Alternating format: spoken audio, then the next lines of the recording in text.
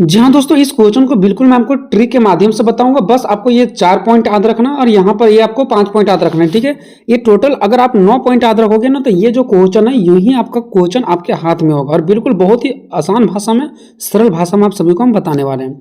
परिवहन प्रणाली के विकास और उसके साथ जुड़े कारकों की विस्तृत व्याख्या करें।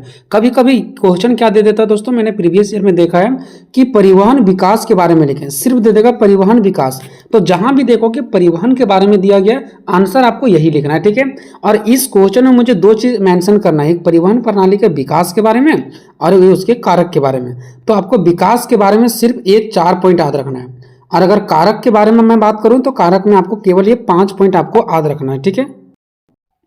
उसके बाद यूं ही आपके हाथ में ये क्वेश्चन होगा। परिवहन की प्रणाली का विकास का 4 पॉइंट कौन कौन है दोस्तों। पहला चरण जिसको पुराना समय कहते हैं, इधर वाला अगर आपको याद रखना तो रखो, नहीं तो छोड़ दो, ठीक है। दूसरा चरण जिसको भाप का जमाना कहा जाता है। तीसरा चरण जिसको मशीनों का दौर कहा जाता है। और चौथा चरण जिसको आज का समय कहा जाता है, ठीक है। याद रखना आपको परिवहन प्रणाली के विकास में। और नेक्स्ट आपको परिवहन प्रणाली को प्रभावित करने वाले मुख्य कारक में कौन कौन से दोस्तों। भौगोलिक कारक, आर्थिक कारक, राजनीतिक और सरकारी कारक, और एक तकनीकी कारक और एक सामाजिक कारक। ये 5 पॉइंट आपको याद रखना है, ठीक है। अब चलिए दोस्तों, मैं वीडियो को स्टार्ट कर रहा हूँ। सबसे पहला क्या दोस्तों, परिवहन प्रणाली का अर्थ समझते हैं। तो परिवहन प्रणाली जो है ना, वो वस्तुओं को या तो फिर यात्रियों को यानी लोगों को और कोई भी सेवाओं को, मतलब कोई भी वस्तुओं को एक स्थान से दूसरे स्थान तक ले जाने का एक समग्र ढांचा है या तो प्रणाली है। यहाँ पे समग्र ढांचा की जगह में प्रणाली भी लिख सकते हो, ठीक है। देखो, मान लो गाड़ी भी तो एक परिवहन ही है ना। ट्रक ले लो, टैक्सी ले लो, ट्रेन ले लो, तो ये सब क्या परिवहन का ही एक प्रणाली का एक साधन है, जो वस्तु को, लोगों को, कोई भी वस्तु को एक जगह से दूसरे जगह पहुंचाने में क्या करते हैं, मदद करते हैं। इसका उपयोग मनुष्य को, जानवरों को भी, सामानों को भी एक स्थान से दूसरे स्थान तक पहुंचाने के लिए किया जाता है ना। मतलब एक जगह से दूसरे जगह, चाहे वो मनुष्य हो, जानवर हो, सामान हो, जिसका प्रयोग करते हैं उसी को कहते हैं परिवहन। अब परिवहन अलग अलग प्रकार का होता है सड़क परिवहन जो सड़क पर चलता है, रेल परिवहन जो पटरी पर चलता है, उसके बाद एक होता है जल परिवहन यानी जो जल में चलती है, वायु परिवहन जो हवा में उड़ती है, ठीक है। तो सड़क परिवहन में कौन कौन आ जाएगा दोस्तों, कार आ जाएगा, बस, ट्रक, मोटरसाइकिल। रेल परिवहन में आ जाएगा ट्रेन, मेट्रो। और जल परिवहन में आ जाएगा जैसे नाव हो गया, बड़े मालवाहक जहाज हो गया। वायु परिवहन में आ जाएगा आपका हवाई जहाज, हेलीकॉप्टर और ड्रोन, ठीक है, जो कि हवा में ये सब उड़ते हैं। तो ये सब अलग अलग परिवहन का क्या है दोस्तों, प्रकार है। अब हम लोग देखते हैं परिवहन प्रणाली के विकास। तो परिवहन प्रणाली का विकास मानव सभ्यता के विकास, यानी जब मानव का विकास हो रहा था ना, उसी समय से क्या होने लगा, परिवहन का भी विकास होने लगा। जो कि पैदल यात्रा से, सबसे पहले के समय में पैदल यात्रा होता था, उस समय से अगर मैं आधुनिक तीव्र की बात करूँ, यानी कि अभी के समय की बात करूँ, तो अभी के समय में बुलेट ट्रेन आ गया, इतना फास्ट परिवहन आ गया, हवाई जहाज आ गया, तक पहुंचा है। मतलब पैदल यात्री से लेकर के बुलेट ट्रेन तक मानव अपने परिवहन का विकास किया, मतलब गाड़ियों का विकास किया, एक जगह से दूसरी जगह आने के लिए विकास किया है। भारत में यह विकास ब्रिटिश काल से स्वतंत्रता के बाद की योजनाओं तक चरणबद्ध रूप से हुआ, ठीक है। यानी कि भारत में अगर मैं बात करूं कि परिवहन प्रणाली का विकास, तो ये स्वतंत्रता के बाद से हुआ है, ठीक है। यानी ब्रिटिश काल, जब हमारा ब्रिटिश काल यानी अंग्रेज लोग आए थे ना, तो उस टाइम रेल वगैरह का निर्माण वही सब माल ढोने के लिए करते थे। तो अंग्रेज जब आए थे, ब्रिटिश आए थे, तो उसी समय से भारत में परिवहन का विकास होना शुरू हुआ और अभी भी हो रहा है। हमारा देश की आज़ादी के बाद भी हमारे देश में दिन प्रतिदिन परिवहन का विकास होते जा रहा है। लेकिन परिवहन का विकास शुरू से कैसे हुआ, तो उसमें 4 चरण है। पहला चरण, दूसरा चरण, तीसरा चरण, चौथा चरण। ये पुराना समय है दोस्तों, जब लोग पैदल चलते थे, गाड़ियों का प्रयोग नहीं करते थे, उस टाइम जानवर वगैरह का प्रयोग करते थे, चलने के लिए घोड़ा का प्रयोग करते थे। दूसरा चरण दोस्तों, भाप का जमाना, जब ट्रेनों में भाप से चलते थे, ठीक है, जब माल को एक जगह से दूसरे जगह ले जाने के लिए भाप से ट्रेन को चलाया जाता था। तीसरा, मशीनों का दौर। इसमें क्या हुआ कि बहुत अलग अलग प्रकार का मशीन देखने को मिलने लगा। उसके बाद चौथा चरण दोस्तों, आज का समय यानी कि अभी के टाइम में हमारा जो देश है, या तो परिवहन इतना आगे विकास कर चुका है कि बुलेट ट्रेन, हवाई जहाज, जहाँ पर पहले के समय में 5 घंटा लगता था, अभी के समय में उस जगह पर जाने के लिए हमको 1 घंटा भी ज़्यादा नहीं लगता है, ठीक है। तो ये हो गया इसका विकास का चरण, अलग अलग चरण, ठीक है। चलिए अब हम लोग क्या करते हैं, एक का करके देखते हैं। ठीक है, पहला है कि पहला चरण जिसको पुराना समय कहा जाता है, आज से हजारों साल पहले। देखो, लोग पैरों से चलते थे या बैलगाड़ी से चलते थे, घोड़े से, ऊंट पर सवारी करते थे, नदियों में नावें चलती थी, भारत में पुरानी सड़कें हुआ करती थी और यह धीमा थी। यानी जब पुराने सड़क थे ना तो वहां पर वो धीमा कहलाता था, क्योंकि आना जाना थोड़ा मुश्किल होता था पुराने सड़क पर। लेकिन शुरुआती यही था, पुराने सड़क ही था। ठीक है, अगर मैं दूसरा चरण बात करूं तो भाप का जमाना था। ठीक है, यानी कि भाप के इंजन से ट्रेन और जहाज तेज चलते थे। ठीक है, भारत में 1853 में पहली ट्रेन मुंबई से ठाणे पहुंची। ब्रिटिश समय में रेल की लाइनें बहुत बनी और माल ढोने के लिए बनाया गया था। ठीक है, कब? अंग्रेजों के समय में। नेक्स्ट है तीसरा चरण, मशीनों का दौर। जैसे कार आ गया, बस आ गया, हवाई जहाज आ गया, तो ये सब मशीन से ही चलता है ना।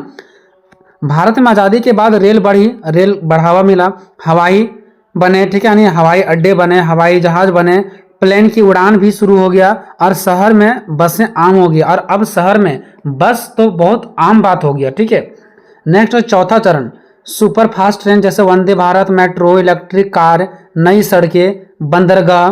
ठीक है, और ऐप से टैक्सी बुक करना, एप्लीकेशन होता है ना जिससे टैक्सी बुक करते हैं घर बैठे, हवाई अड्डे बढ़ गया। पर्यावरण के लिए इलेक्ट्रिक वाहन आ गया जो बैटरियों से चलता है। तो कहीं ना कहीं ये विकास होते गया धीरे धीरे परिवहन का। नेक्स्ट है परिवहन को प्रभावित करने वाले मुख्य कारक। तो इन कारकों को मुख्य रूप से निम्नलिखित श्रेणियों में विभाजित किया जाता है। पहला है भौगोलिक कारक, आर्थिक कारक, राजनीतिक और कार्यकारी कारक, नेक्स्ट तकनीकी कारक और नेक्स्ट हमारा पांचवा है सामाजिक कारक। देखो, भौगोलिक कारक में क्या था दोस्तों, भौगोलिक में आ जाता हमारा जमीन, पर्यावरण। जैसे मान लो कहीं पर पहाड़ है तो वहां पर गाड़ियों के लिए रास्ता बनाना मुश्किल है, लेकिन कहीं पर जगह प्लेन है तो वहां पर गाड़ियों का रास्ता बनाना बहुत आसान है। तो ये आ जाएगा हमारा भौगोलिक में। ठीक है, जो कि भगवान का दिया हुआ चीज है। ठीक है, पहाड़ है तो भगवान का दिया हुआ चीज है, कहीं अगर प्लेन जमीन है तो वो भी भगवान का दिया हुआ चीज है। तो जैसा जगह रहेगा, जैसा भौगोलिक रहेगा ना, जैसा भौगोलिक स्थिति रहेगा वैसा ही वहां पर परिवहन का विकास होता है। आप देखते होंगे कहीं जंगली झाड़ी एरिया में ज्यादा परिवहन नहीं चलते हैं, गाड़ियां नहीं चलते हैं, ज्यादा रास्ता वहां नहीं होते हैं। क्यों? क्योंकि वहां भगवान का देन है कि वो जंगली झाड़ी एरिया है। जहाँ प्लेन होता है, जहाँ समतल एरिया है, वहां पर बहुत ज्यादा रास्ता गाड़ियां चलने को हम लोगों को देखने को मिलती है।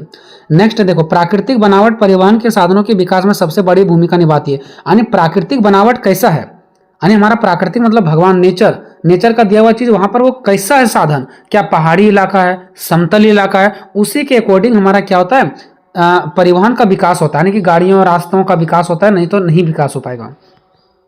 अगर मैदानी क्षेत्र में बात करें तो मैदानी क्षेत्र में सड़क और रेल मार्ग बनाना बहुत आसान है। ठीक है, और सस्ता भी होता है, ज़्यादा मेहनत में नहीं लगता है। इसके विपरीत अगर पहाड़ी और उबड़ खाबड़ क्षेत्रों में या तो फिर कोई सुरंग है बनाना है या तो पुल का निर्माण करना है, तो इसमें लागत बहुत ज़्यादा लगता है और कठिनाई भी देखने को मिलती है। तो ऐसे इलाकों में ज़्यादा हमारा परिवहन का विकास नहीं होता है। लेकिन जो मैदानी क्षेत्र होता है, समतल होता है, वहाँ पर बहुत ज़्यादा विकास होता है परिवहन का।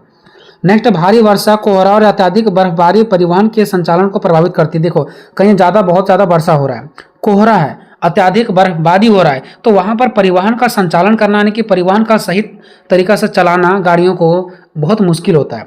नेक्स्ट, नदियों और समुद्रों की उपलब्धता जल परिवहन को बढ़ावा देती है। नदी में, समुद्र में, ठीक है, ये हमारा जो जल परिवहन है ना, यानी कि नदियां और समुद्र जो है ना, वो हमारे जल परिवहन जैसे जहाज वगैरह को क्या करती है, ज़्यादा आगे बढ़ावा देने में मदद करती है। क्योंकि नदियों वगैरह के माध्यम से हम लोग जल्दी एक जगह से दूसरे जगह क्या हो जाते हैं, पहुंच जाते हैं। ठीक है, ये किसी भी तरीके से यहाँ पर रास्ता वगैरह बनाने का कोई झमेला नहीं होता है। ठीक है, तो नदियाँ और समुद्र जो है ना, वो हमारे परिवहन को आगे बढ़ाने में मदद करती है। नेक्स्ट, आर्थिक कारक। आर्थिक मतलब दोस्तों जहाँ पर पैसे वगैरह की बात आता है। ठीक है, तो बहुत ऐसे जगह पर है जहाँ पर पैसे की बहुत ज़्यादा लागत होती है। जैसे आगे देखो, बुनियादी ढांचे। बुनियादी ढांचे में आ जाएगा जैसे सड़क, हवाई अड्डे और स्टेशन। तो अगर ये नहीं लिखोगे तो सीधा लिखना आपको सड़कें, हवाई अड्डे और स्टेशन के निर्माण और वाहनों की खरीद के लिए भारी निवेश की आवश्यकता होती है। देखो, अब मान लो कि परिवहन का विकास करना, तो परिवहन का विकास तो ऐसे नहीं होगा, इसके लिए सड़क बनाना पड़ेगा, हवाई अड्डे बनाना पड़ेगा, स्टेशन बनाना पड़ेगा। तो ये सब का निर्माण में और वाहन खरीदने, यानी कि गाड़ियों को खरीदने में, उसका मेंटेनेंस करने में, अगर खराब हो जा रहा है तो बनाने में भारी निवेश की आवश्यकता होती है, मतलब पैसे लगाने की आवश्यकता होती है। ईंधन की कीमतें, मान लो गाड़ी वगैरह बहुत सारे चलता है जो ईंधन से चलता है, और गाड़ी अगर चलता है तो टोल भी देना पड़ता है रास्ता में। उसके बाद गाड़ी का रखरखाव में भी लागत होता है, तो परिवहन के साधनों के चयन को प्रभावित करता है। ठीक है, ये सब कहीं ना कहीं खर्चा बढ़ जाता है, जिसकी वजह से परिवहन को थोड़ा विकास में बाधा डालती है ना। अब ईंधन भी डलाना है तो टोल देना है, उसका रखरखाव में लागत होती है, तो कहीं ना कहीं इसमें पैसे खर्चे होते हैं। नेक्स्ट, राजनीतिक और सरकारी कारक। राजनीतिक और सरकारी कारक में आ जाएगा जो हमारे देश के मुद्दे से जुड़ा हुआ है। जैसे हमारे देश में बहुत ज़्यादा अगर टाइट कानून है तो हमारे जो परिवहन का विकास होगा वो थोड़ा धीमी गति से होगा, और हमारे देश की जो नियम है वो बहुत अच्छे हैं, रास्ते बहुत अच्छे हैं, तो कहीं ना कहीं हमारे देश को जो परिवहन का विकास होगा वो बहुत अच्छे रूप से होंगे। तो सरकार की नीतियां विकास की दिशा तय करती है। जैसे हमारे सरकार की नीति होते हैं, कानून होते हैं, वैसा ही हमारा विकास होती है। अगर नीति अच्छा नहीं है तो विकास भी अच्छा नहीं होगा। प्रधानमंत्री ग्राम सड़क योजना, देखो प्रधानमंत्री ग्राम सड़क योजना है जैसे सरकारी पहल कनेक्टिविटी बढ़ाने में मदद करती है। क्यों? क्योंकि ये ग्रामीण जो घर में हो गया, चाहे तो आपका घर के बगल भी आप देखते होंगे कि सड़क बनता है। अगर किसी घर के आगे सड़क बनने लायक है तो सरकार की ओर से योजना मिलती है सड़क बनने के लिए, ताकि वो सड़क, उसके घर का सड़क तुरंत रोड से कनेक्ट हो जाए और वो आदमी कहीं भी जाने और आने में उसको किसी भी तरह का कोई दिक्कत ना हो। तो भारत की अगर नीति बहुत अच्छा होगा तो विकास भी क्या होगा, बहुत अच्छा होगा। नेक्स्ट है सुरक्षा मानक, यानी सुरक्षा से संबंधित टैक्स, अंतर्राष्ट्रीय व्यापार समझौते भी परिवहन प्रणाली को प्रभावित करती है। मान लो कि सुरक्षा कैसा है, ड्राइवर के लिए सुरक्षा सरकार कैसा देती है, टैक्स क्या है, बहुत ज़्यादा टैक्स है कि बहुत कम टैक्स है, अंतर्राष्ट्रीय व्यापार, अगर हमको दूसरे देश में जाना है व्यापार करने के लिए तो उसका नियम कानून क्या है। तो ये सब समझौते भी जो है ना वो परिवहन प्रणाली को प्रभावित करते हैं। मतलब सरकार का जैसा समझौता होता है सुरक्षा के प्रति, टैक्स के प्रति, अंतर्राष्ट्रीय व्यापार के प्रति, वैसा ही हमारा परिवहन में भी प्रभाव पड़ता है। ठीक है। नेक्स्ट है सुरक्षित और स्थिर वातावरण। अगर हमारा देश की वातावरण बिल्कुल स्थिर है, सुरक्षित है, अच्छा है, तो इसमें निवेश और परिवहन नेटवर्क को विस्तार के लिए अनुकूल होता है। तब इसमें क्या होता है, परिवहन का विकास होता है। नहीं तो अगर स्थिर नहीं है वातावरण, ठीक है, तो हमारा परिवहन का विकास सही रूप से नहीं हो पाती। मतलब सरकार हर चीज में बाधा डालेगी, ठीक है, तो कहीं ना कहीं परिवहन का विकास सही ढंग से नहीं हो पाएगा। तो अगर अच्छा वातावरण है तो हमारा परिवहन का विकास होगा। नेक्स्ट है तकनीकी कारक। नई तकनीकों के आगमन से परिवहन की गति में वृद्धि हुआ है। जैसे जैसे नया नया टेक्नोलॉजी आते जा रहा है वैसे वैसे हमारे परिवहन को भी गति मिलते जा रहा है। भाप इंजन से लेकर के, पुराने समय में कहाँ पर इंजन को आने की गाड़ियों को भाप से चलाया जाता था, वहां से लेकर के आज के समय में इलेक्ट्रॉनिक वाहन तक का सफर तकनीकी का ही विकास का परिणाम है। तकनीकी के कारण ही, टेक्नोलॉजी के कारण ही कहीं इंजन भाप से चलता था और आज कहीं बैटरी से चलने लगा है। तो ये टेक्नोलॉजी का ही कारण है। जीपीएस हमारे गाड़ी में देखने को मिलता है। एआई टेक्नोलॉजी है जो अपने आप काम करती है। बहुत सारे ऐसे भी कार है जो अपने आप काम करती है, उसको बोलते हैं एआई। और स्मार्ट ट्रैफिक सिस्टम है, अपने आप मतलब बिना आदमी का लाइट के माध्यम से ट्रैफिक को कंट्रोल किया जा रहा है। तो ये सब मार्गों के प्रबंधन को भी सुगम बना दिया। कौन? मतलब आसान बना दिया है। किसके माध्यम से हुआ? तो ये टेक्नोलॉजी के माध्यम से हो पाया है।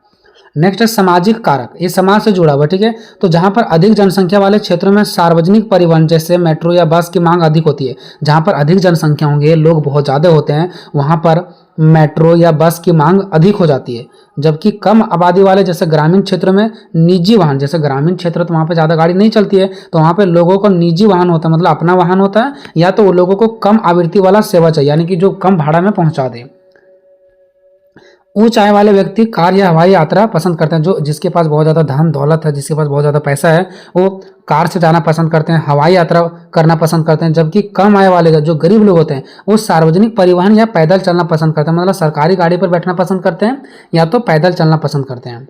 नेक्स्ट है परिवहन में समानता ना होना। अब हम देखते हैं कि गाड़ियों में भी समानता नहीं होता। कैसे? जैसे कि विकलांग जो लोग होते हैं ना, उसके लिए कम सुविधा दिया गया है गाड़ी में, ठीक है। और कहीं कोई खराब क्षेत्र है तो वहाँ पर सार्वजनिक परिवहन की कमी है। अगर कहीं कोई खराब क्षेत्र है तो वहाँ पर सरकारी गाड़ी जाता ही नहीं है। निम्न आय वर्ग जिसकी इनकम कम है, जो लोग कम कमाते हैं, वंचित समूह जो गरीब से जूझते हैं, जो वंचित हैं, ठीक है, यानी कि बड़े वर्ग में नहीं आते हैं, छोटे वर्ग में आते हैं, वो लोग रोजगार व शिक्षा के अवसर को सीमित करता है। अब मान लो कि जो लोग गरीब हैं उसको अच्छे से गाड़ी नहीं मिल पाएगा, अच्छे से साधन नहीं मिल पाएगा, तो वो कमाने के लिए नहीं जा पाएंगे, तो कहीं ना कहीं उसका रोजगार और शिक्षा को अवसर सीमित करता है। उसके बच्चे भी अच्छे से पढ़ने के लिए नहीं जा पाएंगे, तो कहीं ना कहीं ये क्या हो जाते हैं, सीमित हो जाते हैं। मतलब अच्छे रूप से कार्य नहीं कर पाते हैं और अच्छे रूप से पढ़ नहीं पाते हैं। ग्रामीण इलाके के जो लोग होते हैं, गरीब निम्न वर्ग के लोग, वो अच्छे से अपने स्कूलों तक नहीं पहुंच पाते हैं। उनके जो परिवार वाले होते हैं वो कमाने के लिए काम तक अच्छे से नहीं पहुंच पाते हैं। बेहतर परिवहन बुनियादी ढांचा लोगों को रोजगार और शिक्षा के लिए अधिक दूर के क्षेत्रों तक पहुंचाने की सुविधा देकर सामाजिक आर्थिक विकास को गति दिए। देखो वहीं पर मैंने भी क्या देखा, अगर वो बेहतर परिवहन नहीं है, परिवहन का फायदा सभी लोगों को एक तक अच्छा से नहीं पहुंच रहा है, तो पढ़ाई भी बाधित हो जाती है, लोगों का काम भी बाधित हो जाती है। वहीं पर अगर बेहतर परिवहन है, परिवहन सभी लोगों को मिल रहा है, गाड़ी सभी लोगों को सही रूप से मिल रहा है, तो वहां से हमारा रोजगार भी लोगों को मिल जाती है और दूर से दूर जगह तक लोगों को शिक्षा भी प्राप्त करने में आसानी हो जाती है और इससे हमारा समाज का विकास होता है, आर्थिक विकास को गति मिलता है।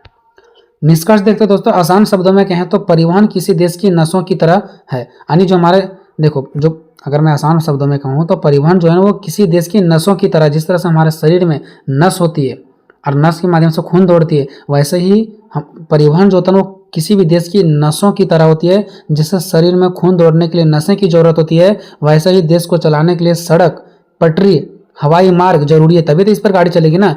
जिस देश की परिवहन जितना मजबूत होगा वह देश उतना ही तेजी से तरक्की करेगा। और अगर परिवहन व्यवस्था, रास्ता सही ढंग से नहीं है तो वो देश की प्रगति कभी भी नहीं होगा। तो आई होप दोस्तों मैंने जल्दी में समझाने का प्रयास किया। क्या वीडियो आपको समझ आ रहा है या अच्छे से और समझाने की जरूरत है? अपना राय कमेंट में जरूर दीजिएगा। मिलेंगे नेक्स्ट वीडियो में, तब तक जय हिंद, जय भारत।